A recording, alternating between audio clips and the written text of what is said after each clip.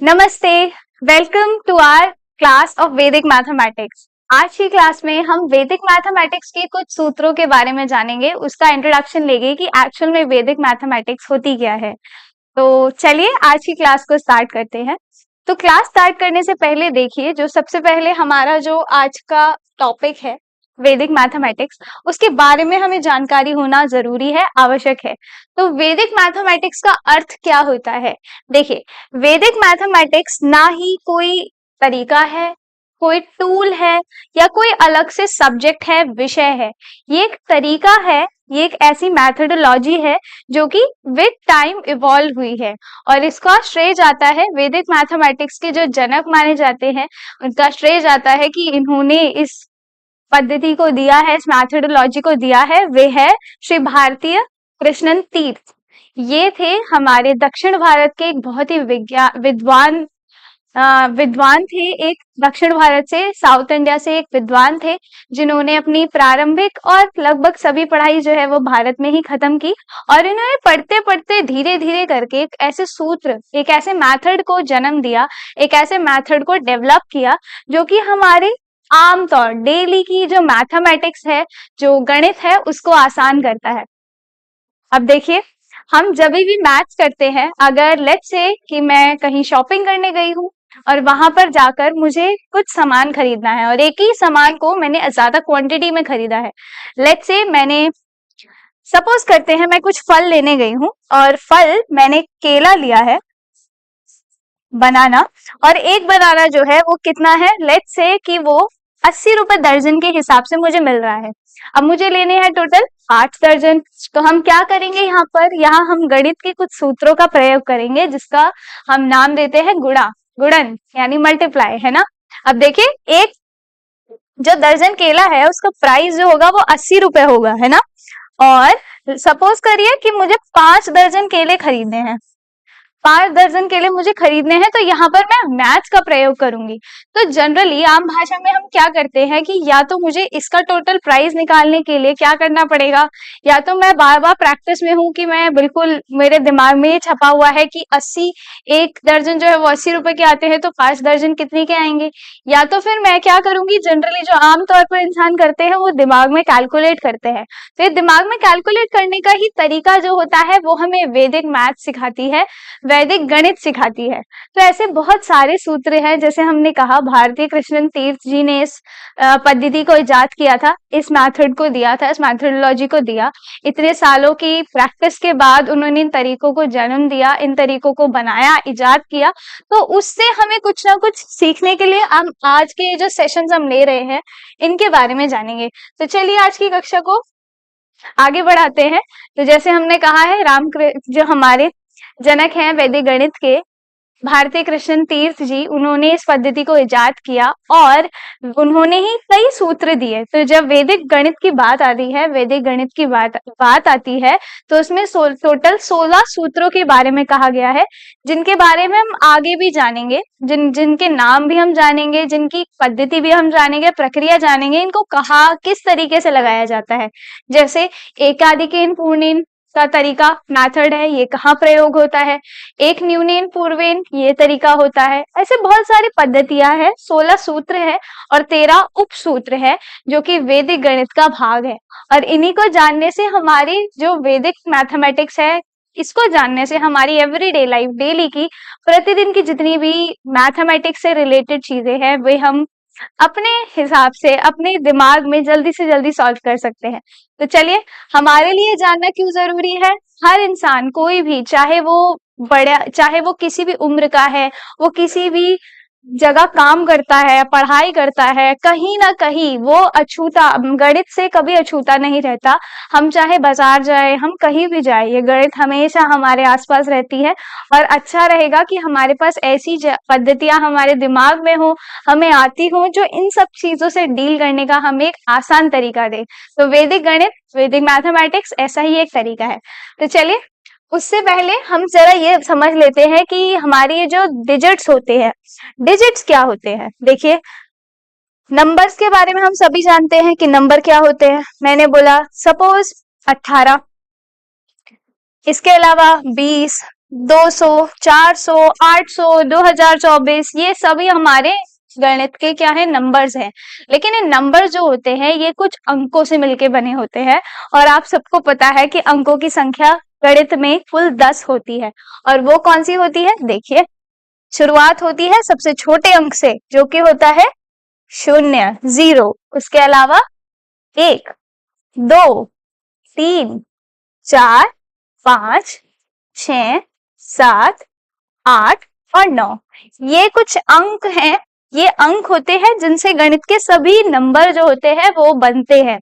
जैसे 10 है तो 10 में दो अंक हैं, कौन से, 1 और उसके अलावा 10। वो अलग बात है कि इनके अलग अलग प्लेस वैल्यू है, अलग अलग पोजीशंस पे ये स्टैंड करते हैं, लेकिन बने ये सभी अंकों से लेकर है। तो ये अंक आपके दिमाग में जरूर अच्छे से होने चाहिए कि अंकों की संख्या कुल मिलाकर 10 होती है, 0 से लेकर 9 तक।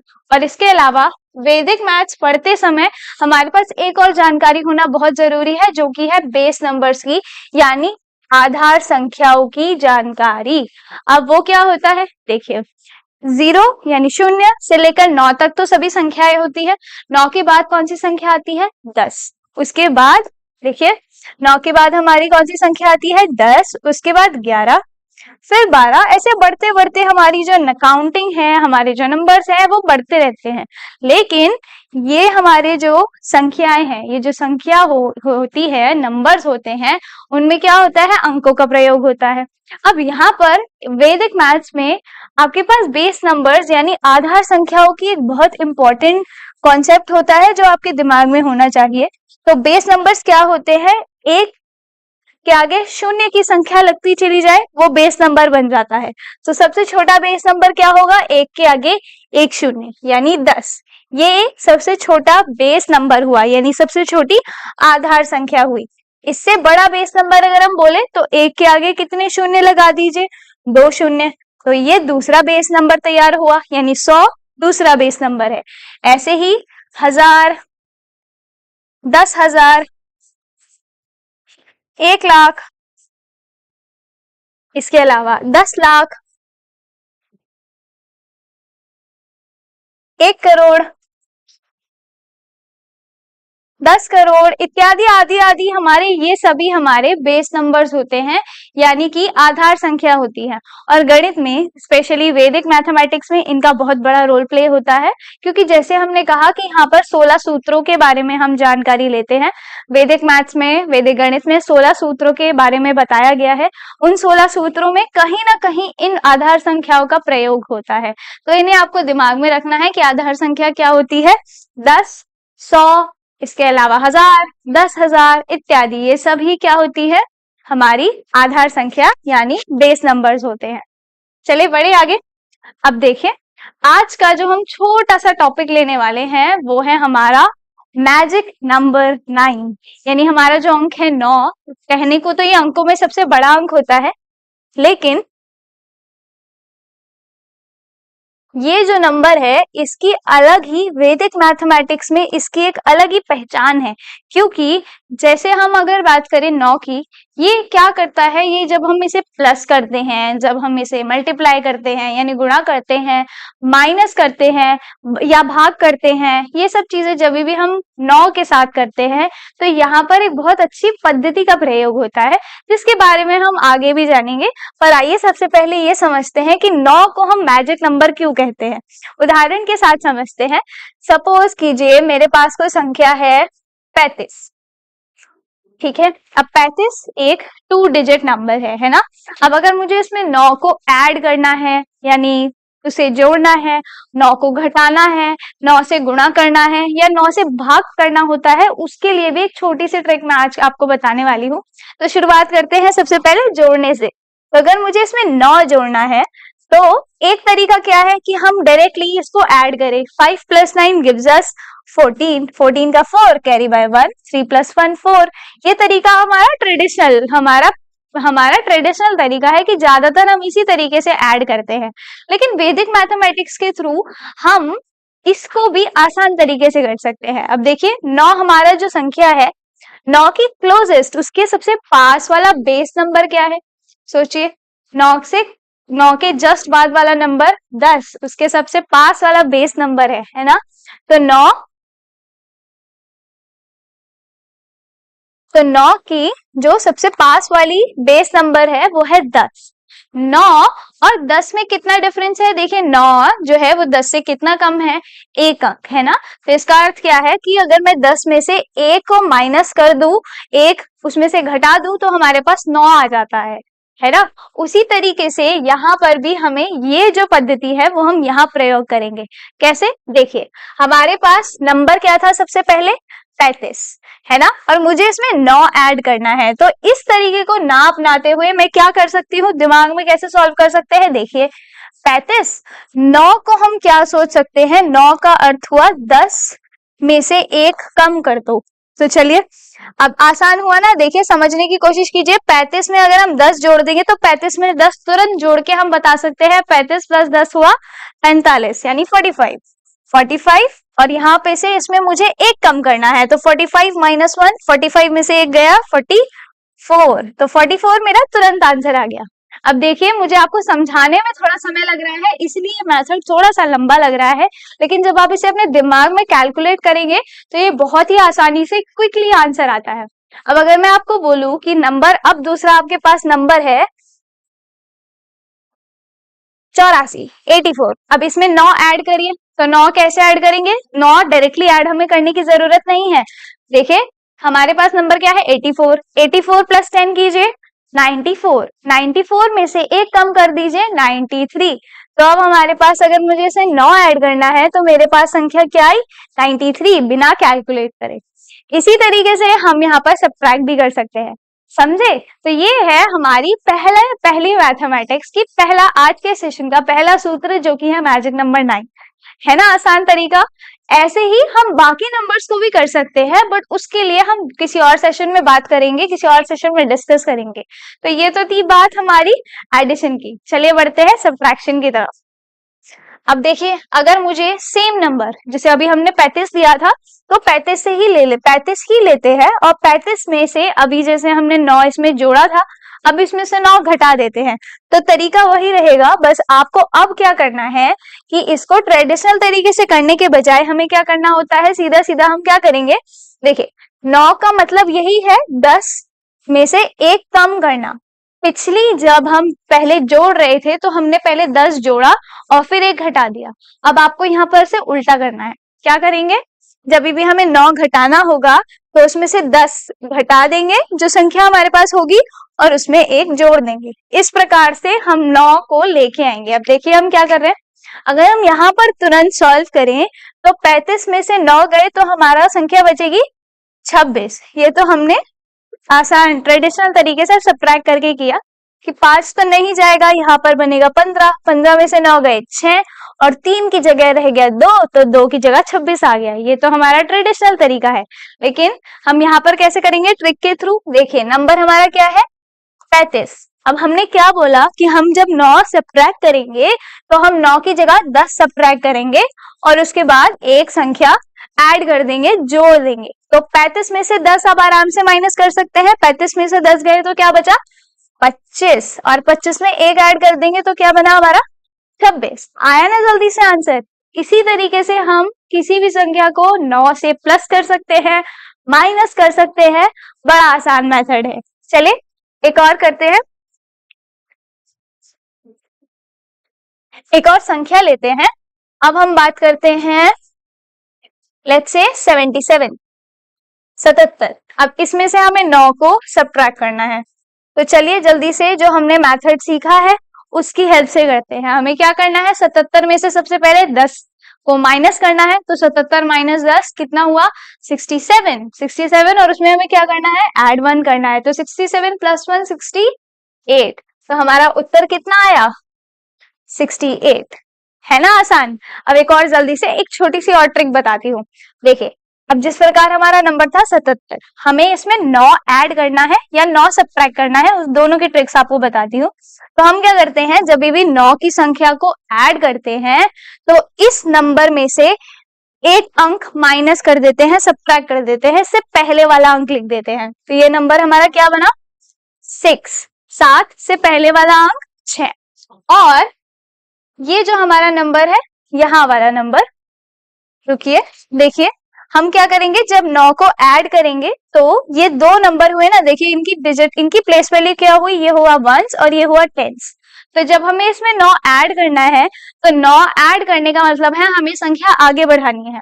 तो हम क्या करेंगे, 7 की अगली संख्या लिखेंगे, तो ये हुआ हमारा 7 की अगली संख्या हुई 8 अंक, और 7 जो है उसमें रुकिए, 1 मिनट रुकिए। अब देखिए यहाँ पर क्या करना है, 77 और 9 हमें जब ऐड करना है, जब हम ऐड करेंगे तो यहाँ पर ऐड करते समय जब हम नॉर्मली ऐड करेंगे तो हमारा उत्तर आएगा 86, है ना। तो हम यहाँ क्या करते हैं, जब हमें ऐड करना होता है तो 77 वंस और टेंस वाली डिजिट को देखिए, सबसे पहले हम ये जो टेंस वाली डिजिट है इसमें एक ऐड कर देंगे और यहाँ से एक सब्ट्रैक्ट कर देंगे, यानी बाद वाली वंस वाली डिजिट जो है उसमें से एक माइनस करेंगे और टेंस वाली डिजिट में एक ऐड कर देंगे। तो देखिए 7 में से एक गया, हमारा 6 बचा, और 7 में एक ऐड हुआ तो 86, ये हमारा उत्तर बनकर आ गया। इस तरीके से भी हम कर सकते हैं, समझे। इसी तरीके से देखिए, अगर हम अपना 35 की बात करें, अगर हम इसे सब्ट्रैक्ट कर रहे हैं, चलिए अब आते हैं सब्ट्रैक्शन पर। तो 77 में से अगर मुझे 9 को माइनस करना है तो ट्रिक के थ्रू मैं कैसे कर सकती हूँ, देखिए 77, अब हमें क्या करना है, इसका उल्टा करना है। जैसे हमने वंस की प्लेस में से -1 किया था, अब हमें वंस की प्लेस में ऐड करना है, तो 7 के बाद वाला अंक क्या होगा, 8, और इस तरफ से हमें एक चीज कम कर देनी है, तो 7 में से एक गया 6, 68, ये हमारा उत्तर होगा। समझ में आया। ये भी एक तरीका है कि आप 9 को प्लस या माइनस इस तरीके से भी कर सकते हैं। तो ये है हमारा, इसीलिए हम 9 को मैजिक नंबर कहते हैं, क्योंकि 9 से ऐड करने के लिए, सब्ट्रैक्ट करने के लिए, मल्टीप्लिकेशन या डिवीजन करते समय हमारे पास बहुत सारी ट्रिक्स होती हैं और बिना हम सॉल्व करे भी बहुत जल्दी, बहुत तुरंत आंसर लेके आ सकते हैं। चलिए आगे बढ़े, चलिए आगे बढ़ते हैं। एक और चीज मैं आपको सिखाऊं, जैसे हम किसी नंबर को 9 से गुणा कर रहे हैं, मल्टीप्लाई कर रहे हैं, तो एक छोटा नंबर लेते हैं, जैसे मैं बात करती हूँ 12 की, ठीक है। 12 को मुझे 9 से मल्टीप्लाई करना है, तो ट्रेडिशनली हम क्या करेंगे, 12 की टेबल 9 तक पढ़ेंगे, तो हमारे पास आंसर आएगा 108। लेकिन इसको करने का भी एक बहुत आसान तरीका मैं आपको बताती हूँ। बस ध्यान आपको क्या रखना है कि 9 का अर्थ क्या है, 9 का मतलब है 10 में से एक कम।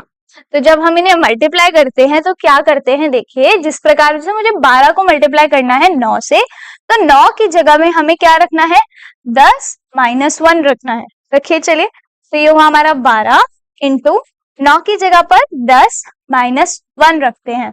अब इन्हें हम मल्टीप्लाई करेंगे तो सबसे पहले ये जो नंबर है 12 को 10 से मल्टीप्लाई कीजिए, कितना हुआ, 120, बस 0 ही तो ऐड करना होता है ना।